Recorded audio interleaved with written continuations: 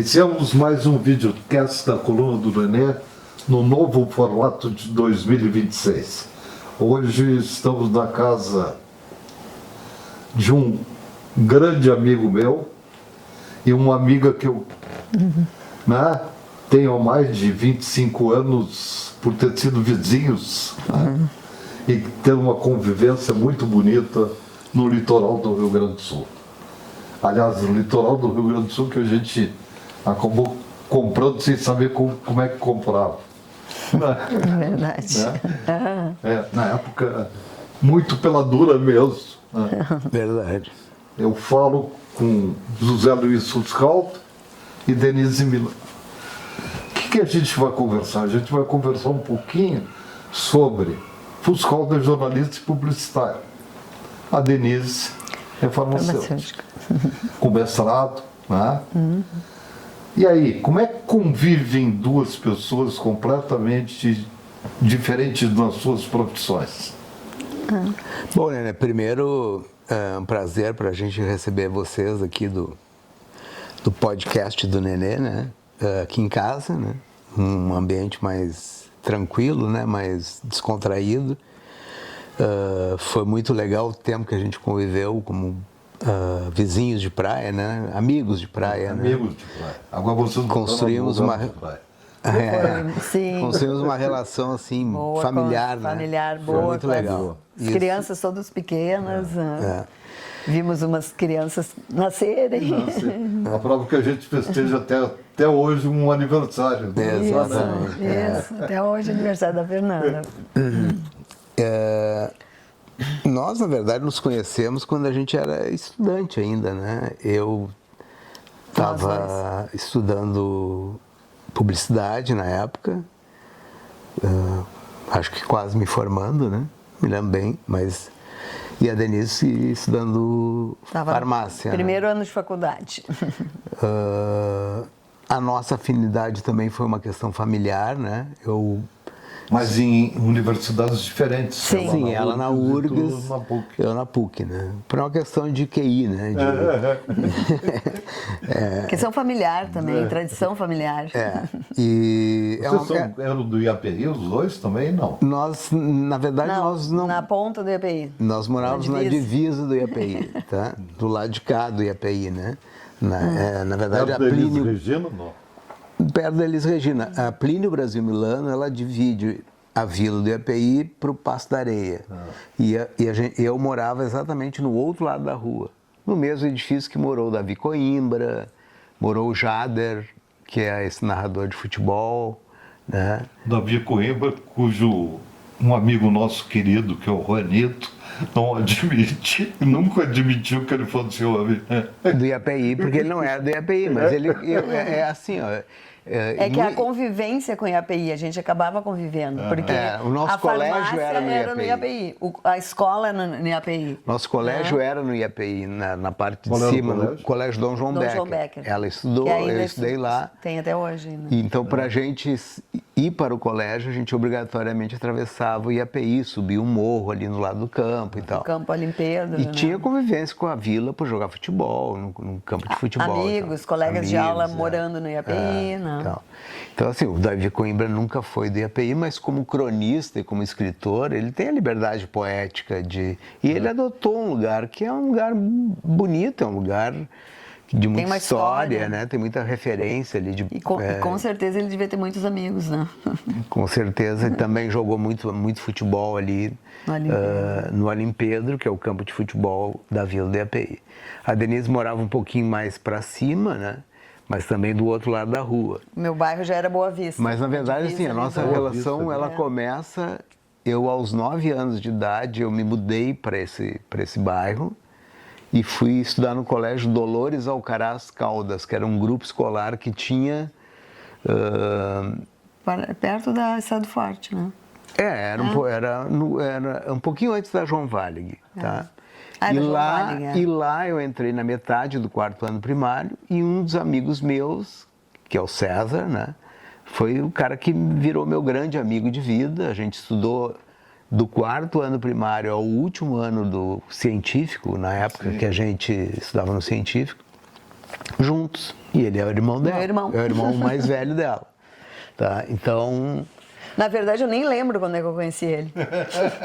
Eu tinha ela 10 era- anos de idade. Não, 10 não, menos. não, Tu tinha 10. Eu tinha 9, 10 anos. Tu Tinha 5, 6 anos. Então, quando a gente se conheceu. Então a gente se conhece há muito tempo. Eu gostava muito de conviver com a família dela, né? Achava que a família era uma família muito legal, assim, tinham hábitos legais, assim, né? De festa, de confraternização. O pai e a mãe dela eram pessoas fantásticas, né? O pai, Faleceu. das figuras mais queridas que Ah, eu tu conheci conheceu, na minha né? vida. É verdade. Muito legal. Então, é isso. E depois eu acho que a gente veio construindo a vida juntos, né? Cada um com profissões bem diferentes, né? Mas eu acho que a gente veio se apoiando, né? Se conhecendo. Eu me lembro assim, ó, eu me envolvi muito nos trabalhos dela, por exemplo, às vezes eu corrigia trabalhos dela, né?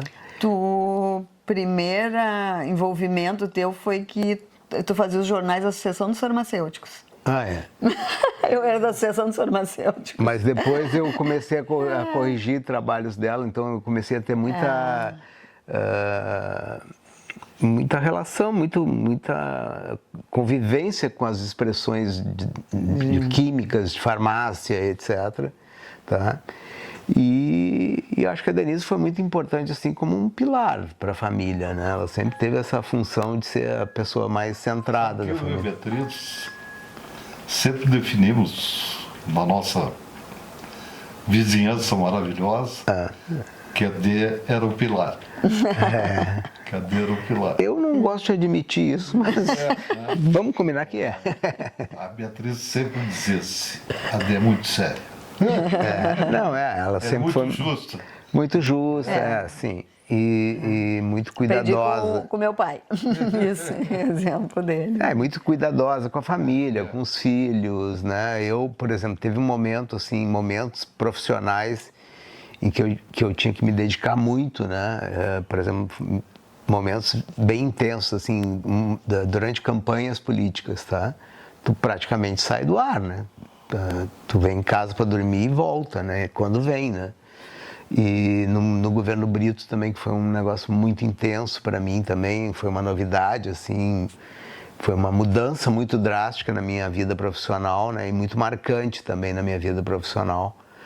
E eu me lembro até, assim, quando eu fui para o governo, a gente conversou e disse assim, bom, nos encontramos no final do governo, né? Porque eu sabia que ia ser uma coisa desafiadora, que era uma oportunidade para alavancar me alavancar profissionalmente, porque fiz muito relacionamento, fiz muitos amigos, né? Eu acho que a experiência também de cuidar da comunicação de um governo foi uma coisa muito intensa também, né?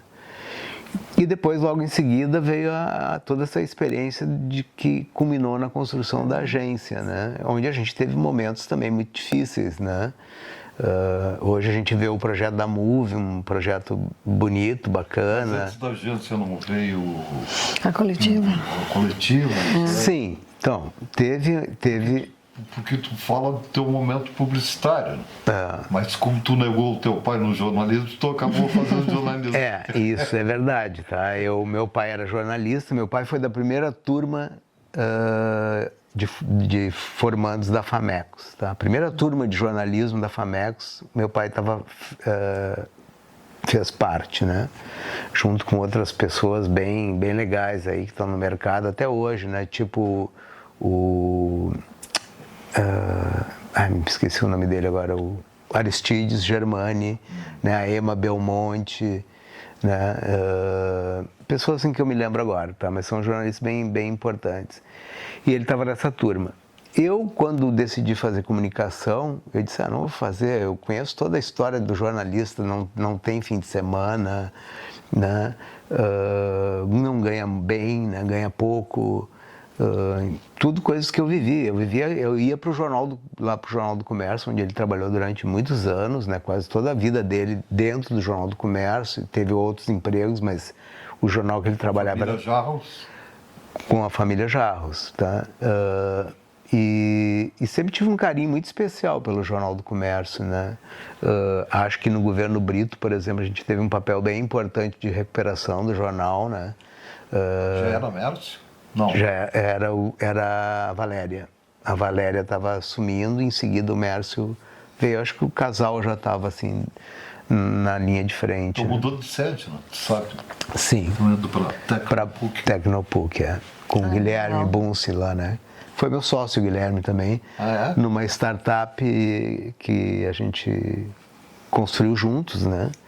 Ele, o Guilherme, o Wesley Cardi, era uma startup que cuida de escala horárias para hospitais. Tá? Um negócio bem legal, assim, né? Aí vendemos ela agora recentemente, né? E o Guilherme foi um cara que eu conheci nesse negócio, um cara gente finíssimo, um cara de muita qualidade, assim, profissional, né? Mas voltando assim, o jornalismo, eu resolvi fazer publicidade para negar um pouco a profissão do meu pai e tentar um outro caminho, um caminho mais... Eu acho que a publicidade tinha um glamour muito grande, né, nessa época, né? Era uma outra... A gente até estava falando... glamurosa. Era glamurosa, era uma vida diferente, né? Era meio artística, né? MPM, né? E isso, grandes empresas no Rio Grande do Sul. A propaganda gaúcha era muito forte, né? Super valorizado. Tu é dessa época, né, Nenê? Mas tu já estava... Eu estava ali começando, estagiando na Ampla, né? Do Jesus Iglesias. E, bom... Em seguida que me formei, eu resolvi emendar e seguir e fazer o jornalismo, tá? E acabei indo trabalhar na área, no jornalismo, como assessor de imprensa, numa época que ser assessor de imprensa era chapa branca, lembra? Era um negócio meio de segunda categoria no jornalismo. Fosse pro trem, não? Fui pro Transurb, fiz a inauguração do Transurb, né? É um projeto bem importante, assim, acho que uma das grandes obras feitas no Rio Grande do Sul, talvez nos últimos 30, 40 anos, né? Fiz a inauguração desse projeto. Tempo ficou no trem? Cara, não me lembro bem, mas acho que fiquei uns 15, 20 anos, porque depois eu fiquei fora, eu fui trabalhar com Proença em Brasília, né? Tudo com vínculo com o trem, mas fora do trem, até no governo Brito ainda estava vinculado ao trem, tá? E devo muito ao Transurb, eu acho que também foi uma parte bem importante, assim, uma alavancagem bem importante na minha carreira. No trem somente como jornalista? Como jornalista, eu coordenei a área de comunicação lá por um tempo, né? E também foi uma experiência, eu tinha 26 anos, né? Assumi a coordenação de um órgão do tamanho do trem, a novidade que era para o Rio Grande do Sul naquela época, né, um meio de transporte. As pessoas não tinham nem noção do que estava sendo construído ali, né? Então, também foi uma experiência marcante para mim, tá? A primeira licitação, por exemplo, de publicidade, foi a segunda no Rio Grande do Sul, foi feita no Transurb. Eu fiz, foi em 80 e poucos, não me lembro exatamente. A primeira foi no Meridional, no Banco Meridional, feito pelo Adir Nogueira, né? Que o Odoni era... E fazia 86, parte da... acho que era Luiz 87. Otávio, né? E o segundo foi no Transurb, tá? Então, depois fiz os processos de licitações no governo do estado, né? A primeira foi o Fernando Lemos, que era o diretor de publicidade, depois eu substituí o Fernando no governo, assumi a publicidade do governo, e ali a gente teve que fazer uma outra licitação. A primeira teve um problema contratual ali, que é difícil explicar agora, mas teve que se fazer uma nova licitação, e eu comandei esse processo, foi um processo rápido, e tive a experiência essa no governo do Brito, que foi uma coisa decisiva, né? Eu acho que talvez a maior verba publicitária no governo do estado, que não tinha tradição disso, né? Foi feita nesse período, né? Eu acho que nem hoje a verba publicitária chega perto do que foi investido na época do Brito, né? era um cara que tinha uma visão sobre isso, né? Entendia bem. E eu acho que tem muito preconceito no Rio Grande do Sul em relação a verbas de publicidade na área pública, né? Tu mesmo, né, diz que se somar todos os governos no Rio Grande do Sul é hoje a maior verba publicitária, né, que mantém uma indústria, que mantém, né, os veículos, rádios do interior, tem, né? E a gente tem muito... Os 497 municípios que o Rio Grande do Sul tem nas suas prefeituras, mais o governo do estado, mais BR10. Não teríamos uma agência no Rio Grande do Sul. Hoje é uma verba e assim, com a perda dos clientes privados que o Rio Grande do Sul está vendo, está experimentando, né, nesses últimos anos, né, a gente conversou muito sobre isso. Outro dia até escrevi um artigo para Zero Hora, porque no último salão da propaganda eu vi várias pessoas sendo premiadas e poucas pessoas falaram sobre o mercado, sobre a situação do mercado. Eu não sou um pessimista, tá? Eu escrevo isso também, eu não sou um homem pessimista, sou um cara otimista, eu sempre penso positivamente. Mas acho que a publicidade do Rio Grande do Sul, comparando com a época que a gente viveu lá na década de 80, 70, 80, 90, até início de 90, era reconhecida no Brasil como um celeiro de profissionais, né, de grandeza, de agência. De terceiro lugar, né, para oitavo. Partindo de terceiro para oitavo. Isso é, né, um número de estudo. Então, o que eu escrevi naquele artigo? Que eu achava que a propaganda poderia ser um dos carros-chefes para que o Rio Grande do Sul retomasse o protagonismo que já teve em outros tempos, né? E a gente está vendo o Rio Grande do Sul perder do ponto de vista econômico, está vendo do ponto de vista político, de representação política, está vendo do ponto de vista de desenvolvimento de negócios.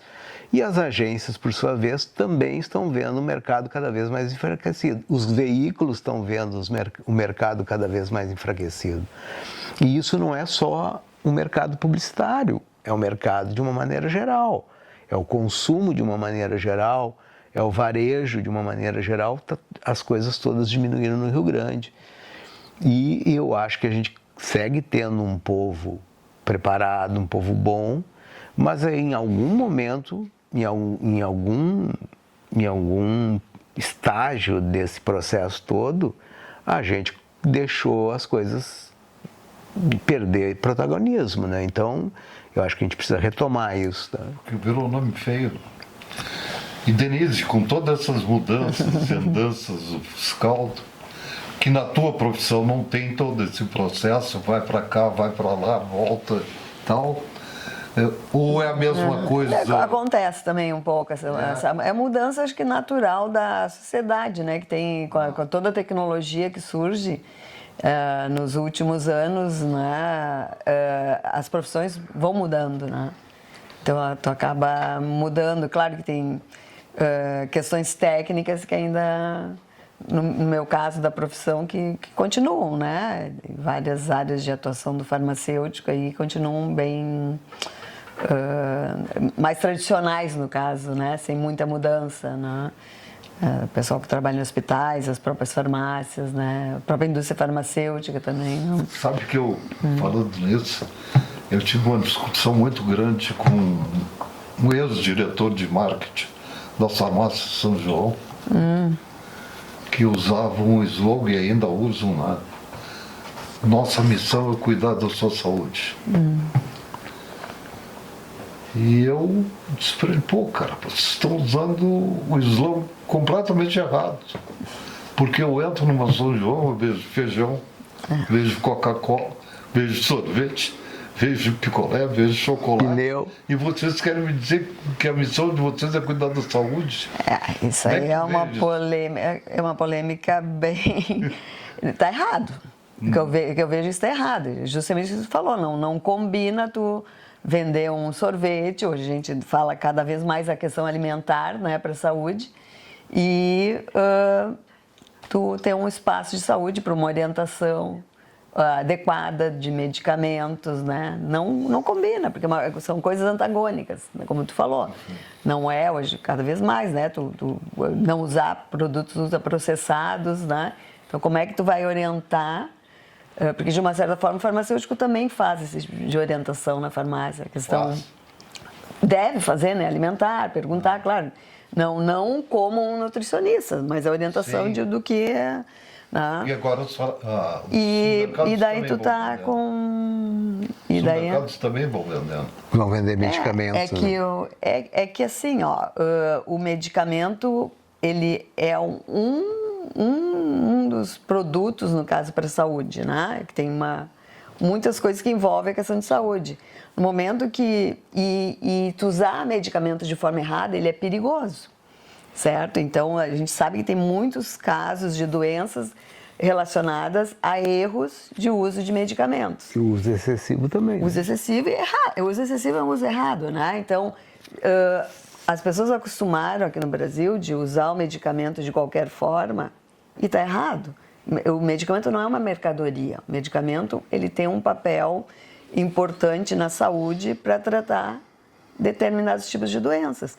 E usado de forma correta, avaliado se ele está tendo o efeito esperado. Então,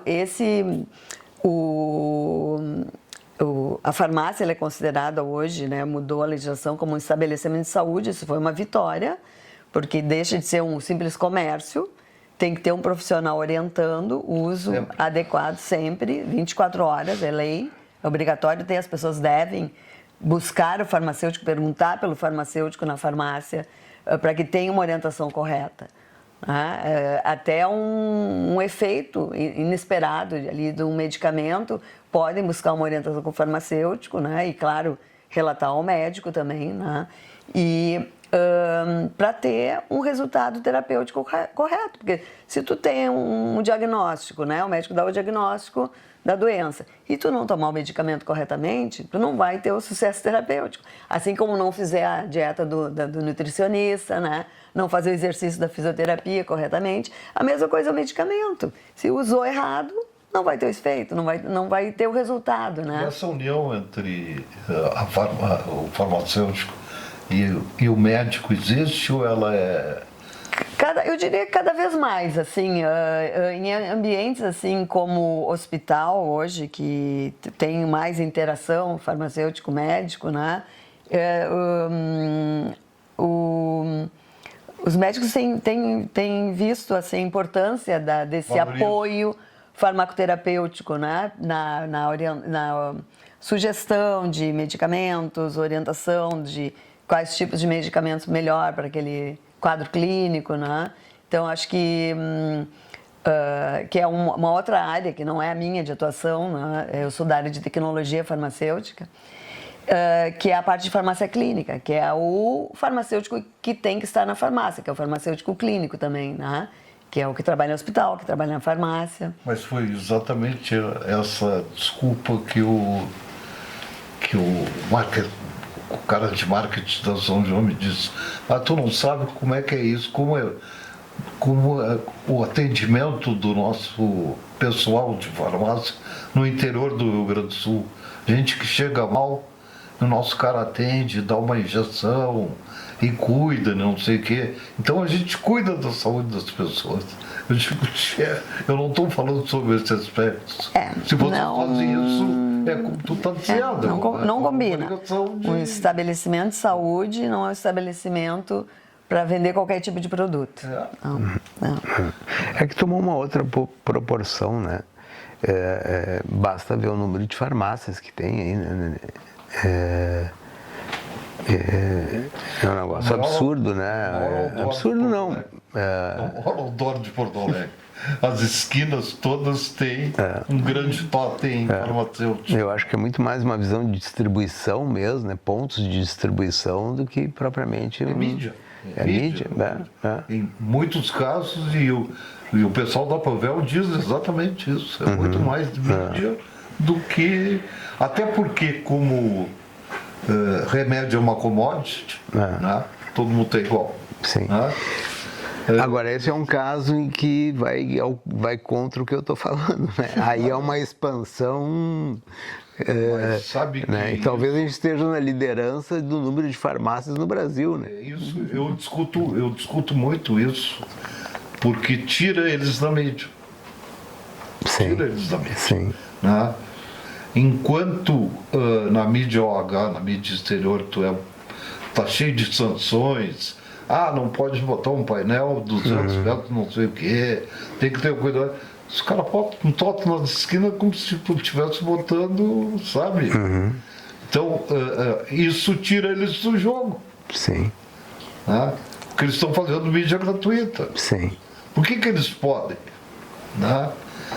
Mas isso é uma proteção de CDL, isso são as entidades que são fortes, né? E acabam, né, dando mais força.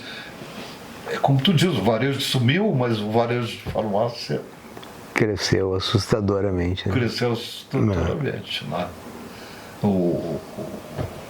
Os lucros que eles têm hoje é coisa impressionante. O segmento de mercado que mais Sim. lucro tem. A prova é que os bancos querem ser sócios das farmácias, né? Em todas. Né? Itaú e Bradesco procuram ser sócios de Droga Raia, de Panvel. Por quê? Porque isso dá dividendo para as pessoas. Sim. Né? Talvez a profissão possa ser mais fazer isso ficar mais restritivo, entende? Mais séria. mais séria. Isso falta muita seriedade ainda nesse mercado aí E vamos combinar, farmácia. né? Eu vou falar por mim, não por ela, obviamente, mas assim, a profissão de farmacêutica, ela tem muitas especialidades, tá? Verdade. E atender numa farmácia não é, digamos assim, o sonho do estudante de farmácia. Sim, não é uma tabacaria. Porque ele acaba virando ali Se ele pudesse um balconista também. se ele pudesse desempenhar como deveria ser o papel dele na orientação correta do uso correto dos medicamentos, é um sonho de trabalho, porque tu está exercendo aquele, né, a alma da profissão. O problema é que isso não é valorizado, né? Não é nem um pouco valorizado. A sociedade hoje, eu acho, começa a ver um pouquinho mais, assim, esse diferencial de, ali eu posso ter uma orientação de saúde melhor se eu falar com o farmacêutico. Muda muito, da época que eu me formei para hoje, a gente vê essa diferença. Essa evolução. Melhorou muito, assim, esse reconhecimento social do profissional. Mas mesmo assim tem a pressão da venda, né? A pressão de cumprir meta, de vender, exatamente. Sim, a gente vê a onda das injeções, né? De algumas coisas que vão se tornando moda e que vão... Né? E as pessoas, infelizmente, culturalmente, as pessoas querem muita coisa milagrosa, né? Em questões de saúde, e que não tem, né? Tem que ter esforço pessoal para ter saúde, que eu já me dei conta, né? Disso. Eu entrei em farmácia dizendo assim, pelo amor de Deus, me dá uma pomada que me tire a minha dor. Não. E todo mundo me olha, né? Espanto, como assim? Não é assim. Aí começa, o senhor já usou essa funcionou, o senhor já usou aquela, e aí ficam... Mas, Nenê, só para fechar o ciclo aqui, puxando a brasa um pouquinho pro meu assado, o DNA acabou fazendo que os nossos dois filhos... Eu ia falar deles agora. Fizessem publicidade, né? Aliás, duas crianças... Mas é que eu fui professora, então eles me enxergavam muito como professora e não como farmacêutica. São duas crianças que eu vi nascer, maravilhosas, mas o grande costume que eu vi eles aprender com a Denise foi o hábito de leitura. Sim. Era impressionante. Sim. E a Denise acompanhava isso com eles. Exatamente. Me lembro do Gabriel cheio de livros para ler na praia. Exatamente. Até hoje, né? Segue. Felizmente. E a Nanda fazendo as suas, né? Fez Tá na agência, tá no GovTech. A primeira faculdade dela foi artes. A Fernanda também fez o mesmo caminho que eu. Primeiro me negou o pai, para depois fazer publicidade, né? Ela fez artes, fez Mas diz que ela publicidade. está feliz da vida. Tá bem, ela está liderando, junto com a TEL, o projeto do GovTech Summit, né? O GovTech Lab, que é um laboratório GovTech que a gente tem lá dentro do Tecnopuc, né? Que é um outro negócio. Ela está muito conectada assim, nessas questões de inovação. Eu quero dizer o seguinte, eu andei lendo muito sobre o Ricardo Semler, que fez o Virando a Mesa, que na nossa época Sim, foi um choque. isso. Né? E agora ele está fazendo o Virando a Educação, modelo de escola. Eu ia te dizer para te tentar falar com ele, para trazê-lo para o governo. Bela sugestão. Porque é um tema fundamental hoje para esse país. Sim, Né? concordo. E ele está fazendo Virando a Educação. Eu adoro uma frase de um personagem do Chico Anísio. A ignorância é que astravanca o progresso. Cara, e o grande problema do nosso país é a educação, né? É a ignorância, às vezes, não só da intelectual, né? A ignorância, às vezes, da falta de educação, né? O da desconhecimento das coisas, né? E eu acho que se a gente realmente, eu acho que é bem pertinente essa tua sugestão. E ele, né, acho que a educação sempre tem que ser um assunto. Sabe que eu tive uma discussão com o Pedro, né, sobre isso. O futebol brasileiro não caiu porque deixou de ser bom. O futebol brasileiro deixou de cair porque os atletas não têm formação. Perto de um jogador na Europa, sabe, da própria Argentina. Sim. Né? Então, então isso faz com que o futebol caia. Sim. Tem um momento, tem o desbunde de ganhar dinheiro, tem, sabe, ir para a noite, tá aí, Robinho sendo preso. A educação no sentido bem amplo, Não, né? olha, de valores, de valores. Pega o caso do Arthur, que voltou pro Grêmio. O cara se veste de uma maneira diferente, se comporta de uma maneira diferente. É um cidadão, né? É um cidadão. Eu vi até outro dia num restaurante um episódio que ele pediu uma comida pro restaurante fora da hora, os caras resolveram e ele, como no dia seguinte, mandou uma camiseta de futebol pro cara que resolveu para ele lá, um agradecimento. Um gesto de agradecimento, de uma coisa elegante, não é um mimo pro cara. O cara foi gentil com ele, foi gentil com o cara.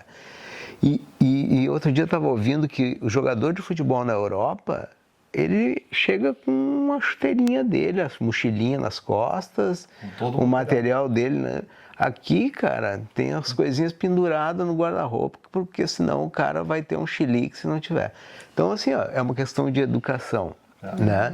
Então, eu acho que também, sim, é importante também para todas as profissões, em todos os ambientes, né? A educação é fundamental. Acho que a gente termina bem aqui a conversa, né? Acho que os meus técnicos estão dizendo que terminou o tempo, infelizmente. Né? Nós seguimos a conversa lá mais. em Noiva do Mar. Mas Numa feijoada em Noiva do Mar. Não, aliás, ficaram devendo a desse ano. Não saiu, né? O ano não terminou, né? E então, Recém tá agradecer começando. vocês de abrirem a casa. Claro que, em relação, como a gente é muito amigo, a abertura da casa foi mais fácil. Mas assim mesmo, agradecer e dizer que meu muito obrigado mesmo e desejo que vocês continuem sendo assim sempre. Muito obrigado, Nenê. Muito obrigado também por Pela ter... oportunidade de conversar aqui. Por terem colocado vocês na nossa vida, tu e a Bia aí na nossa vida. Muito legal.